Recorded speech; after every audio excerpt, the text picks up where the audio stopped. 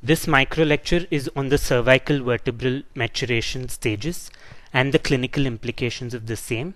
We're going to be studying about the different stages, how or what happens in each stage, and how do you correlate this with the amount of growth that is left and so on. From your anatomy classes, I'm sure you already know about the cervical vertebrae. Now, your cervical vertebrae are a set of bones that constitute your cervical spine or the neck area of your spine. They consist of 7 stacked bones called as the vertebrae. The first 2 vertebrae of your cervical spine are unique both in their shape as well as function. The first cervical vertebrae is called as the atlas bone. The second cervical vertebrae is called as the axis bone. Both of these form unique joints, namely the atlanto-occipital joint and the atlanto-axial joint, which have its important function. Now, using these cervical vertebrae, in this micro lecture we're going to study how it can be used to determine the skeletal age of a growing patient at a specific point in time. Now, the cervical vertebral maturation method or staging, the CVM staging, is a skeletal maturity indicator.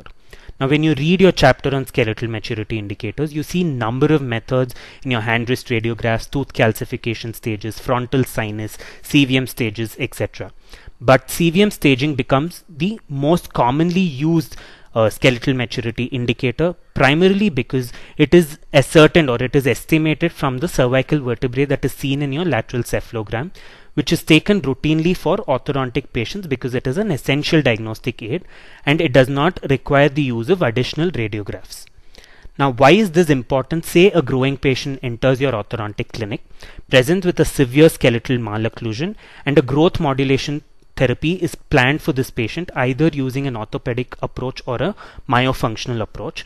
Now, before a growth modulation therapy is begun, we always need to assess the skeletal maturation of that patient, because we need to see how much of growth has already occurred and how much of growth remains for us to use during growth modulation therapy. For this, these skeletal maturity indicators become very important.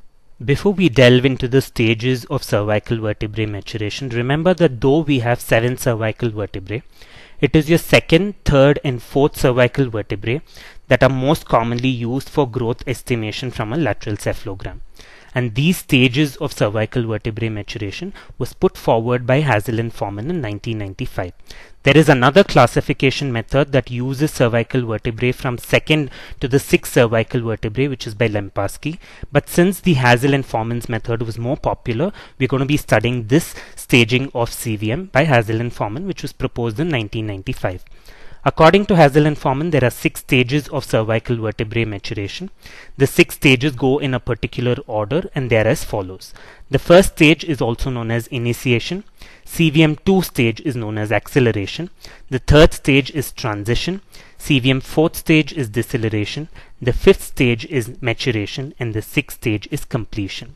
These stages have to be remembered in the same order, and for this, during our PG prep days, sir used to give us a line which is I excel at DM completely as a mnemonic for remembering this order. So the I, all the alphabets in red stand out for the stage that is involved. So I stands for initiation.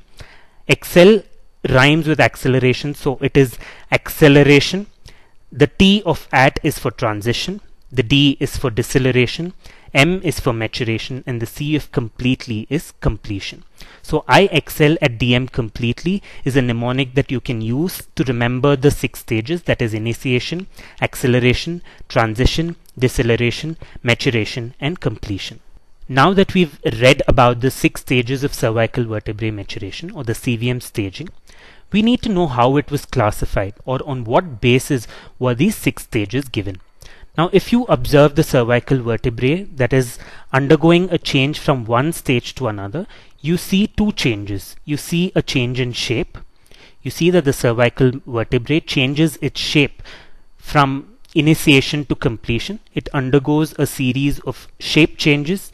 And also, if you keep an eye on the lower border, you see that the concavity becomes more accentuated from initiation to completion.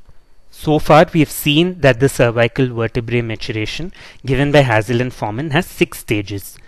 We study the C2, C3, C4 under 6 stages, which is namely initiation, acceleration, transition, deceleration, maturation and completion. We saw that the mnemonic I excel at DM completely is what we are using to remember these stages in order. We said that these stages were classified based on changes in shape and changes in the lower border of the cervical vertebrae. So first let's look at the changes in shape. As the cervical vertebrae proceeds from one stage to another, you see that there is a change in shape. Observe that there is a change in shape. Now in the first stage, the shape of the cervical vertebrae is wedge shaped. In the second stage, it starts becoming slightly more rectangular. In the third stage, you see that the rectangular shape is somewhat more defined. And as you go to the fourth stage, it becomes more squarish. And from the fourth stage to fifth stage, the square shape becomes more defined. And in the last stage, you see that this square has become more vertical or elongated. So you see that from one stage to another, the cervical vertebrae undergoes a change in shape. And it is using this change in shape that they've been classified into 6 stages. The 6 stages of cervical vertebrae maturation was classified or was on the basis of the changes in shape of the cervical vertebrae and the changes in the lower border. Let's look at the changes in the lower border. Now you see that the lower border or the inferior border of the second, third and fourth cervical vertebrae that was studied were flat initially at C1, and as the cervical vertebrae proceeds from one stage to another, you see that there is an increasing concavity of the lower border and it becomes more accentuated by the time it reaches the stage of completion. So this was also another criteria that was used to classify the cervical vertebrae into 6 stages. So far we have studied the HASSEL and FORMAN method of cervical vertebrae maturation stages.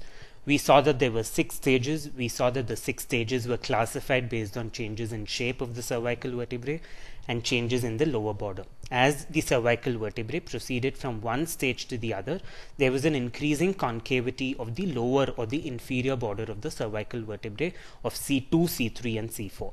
Now continuing with those changes, let's look at the following diagram and see that in stage 1 or the initiation stage, the inferior borders of the second, third and fourth cervical vertebrae are all flat. In the second stage, you see that a notch or a concavity on the inferior border of the second vertebrae begins to develop. It also begins in the third vertebrae but very minimally, and the fourth remains flat. In the third stage or the transition stage, there is a distinct concavity on both the second and the third cervical vertebrae, and the fourth cervical vertebrae's concavity just begins to develop. In the fourth stage or deceleration stage, there is a distinct concavity that can be observed on the inferior borders of the second, third and fourth cervical vertebrae. In the fifth stage, the concavity is more observed, or marked concavities are observed. In the sixth stage, deep concavities are observed on the second, third and fourth cervical vertebrae. So as we proceed from one stage to another, we see concavities developing in different cervical vertebrae, that is the second, third or fourth, and by the time the stage of completion is reached, marked deep concavities are seen on the inferior border of all the cervical vertebrae. Let's now consider certain important analogies that have been given by Professor Dr. McNamara. As far as the shapes of the cervical vertebrae are considered at each stage, these are pertaining to the 3 and 4, the third and the fourth cervical vertebrae. He says that in the initial stages, the vertebral bodies of C3 and C4 have a trapezoidal shape, which we already studied. We saw that they were wedge-shaped initially. So this resembles a wedge of cheese appearance. Now, as you progress towards CS4 or the fourth stage, he said that the vertebral bodies of C3, C4, by the time they reach the fourth stage of maturation, resembles a bar of soap or a credit card appearance. So a bar of soap or credit card appearance is usually seen at CS4. As the vertebral bodies we saw became more squarish and then more elongated, the vertebral bodies of C3, C4 at CS5 somewhat resembles a stack of marshmallows. So you have a wedge of cheese appearance or a wedge-shaped appearance in the initial stages because it was trapezoidal. A rectangular shape at CS4 resembles a bar of soap or credit card. And the vertebral bodies of C3 and C4 at CS5 have a more squarish shape and they look like a stack of marshmallows, one on top of the other. Now that we have studied the stages of the cervical vertebral maturation in great detail, it becomes important to note how to correlate this stage with the amount of growth that's left in each stage. This becomes vital when we plan growth modulation therapy for these patients in order to know how much of growth can be utilized for effective treatment results. So if a patient reports to you at initiation stage, CVM initiation stage, you have to understand that there is 100% of pubertal growth that is left. In the acceleration stage, you have 65 to 85% of growth left. In the transition stage, it is 25 to 65% of growth that is left. In the deceleration stage, there is 10 to 25% of growth that is left. In the maturation stage, there is 5 to 10% of growth that is left. And on completion, when a patient reports to you on completion stage, you know that the pubertal growth is complete and that there is no more growth left for you to employ a growth modulation therapy. So these patients, if they have a severe skeletal malocclusion and their growth is complete, it is less likely that these growth modulation therapy methods are going to work. They might have to consider a skeletal or a camouflage line of treatment at a later stage. Now that we've understood the different stages of cervical vertebrae maturation, we come to the last part of the micro lecture where we correlate the vertebral age along with the mandibular growth, and this was given by Franchi and Beschetti.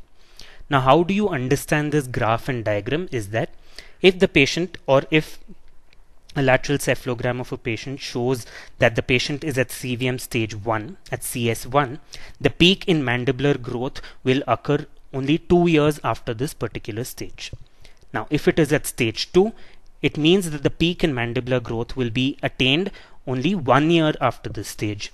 In CVM stage 3 and 4, it means that the peak in mandibular growth is within 1 year of this stage. And in CVM stage 5, the peak in mandibular growth has ended at least 1 year before this stage. And in CVM stage 6, the peak in mandibular growth has ended 2 years before this stage. So you see a peak in the curve at CVM stage 3 and stage 4 because the peak in mandibular growth occurs within 1 year of these stages. And that is why these stages are the most ideal stages where a myofunctional mode of approach can be planned. Let's have a quick recap of what was done in this micro lecture. We saw that the cervical vertebral maturation stages were divided into 6 stages. They were the initiation, acceleration, transition, deceleration, maturation, and completion. We remembered this with the mnemonic of I excel at DM completely. We saw how there were changes in shape and changes in the lower border of the mandible, which was the basis of this classification, which was given by HASSEL and FORMAN in 1995. In this method of HASSEL and FORMAN's given by HASSEL and FORMAN, we studied the second, third, and fourth cervical vertebrae because these were what were commonly assessed for growth. But in the stages given by Lemparski, the second to sixth cervical vertebrae were assessed. But since this is a more popular method of CVM staging, we shall stick to the HASSEL and FORMAN's method. We also studied about the different analogies or the shape differences. We spoke about the wedge of cheese appearance, a bar of soap, or credit card appearance at CVM stage 4, and at CVM stage 5 we saw how, because they had all become elongated, they were resembling a stack of marshmallows. We also saw in this micro lecture how the vertebral ages were correlated with the mandibular growth, and we saw that the peak of mandibular growth occurred within 1 year of CVM stage 3 and stage 4, which was an ideal age for planning a growth modulation mode of treatment. In this tabular column, it's the same recap as the previous slide, but it's just given in the form of a tabular column, which entails all the 6 stages of the cervical vertebral maturation, and what is the lower border, or how the lower border presents in C2, C3 and C4 at each stage. What is the shape of the cervical vertebrae 3 and 4 at each stage, and what is it to do with the timing, about how much of growth is left and where is the peak of mandibular growth that is occurring. So coming to the end of this micro lecture, I hope that the cervical vertebrae maturation staging is quite clear right now, and you should hopefully be able to answer these questions after quickly going through this micro lecture. So the questions are as follows: where do you observe a bar of soap or credit card appearance in which stage? Which CVM stages are ideal for planning a growth modulation therapy? How would you treat a patient with severe skeletal malocclusion at CVM stage 6? For this question, remember that at CVM stage 6, you need to know how much of growth is remaining, and based on that you will get your answer. Which cervical vertebrae are used for pubertal growth assessment? Why is the CVM method the most commonly used method of growth estimation? And whose method of CVM staging used cervical vertebrae from the second to the sixth vertebrae? So these are a few questions which you should hopefully be able to answer after going through this micro lecture. Thank you.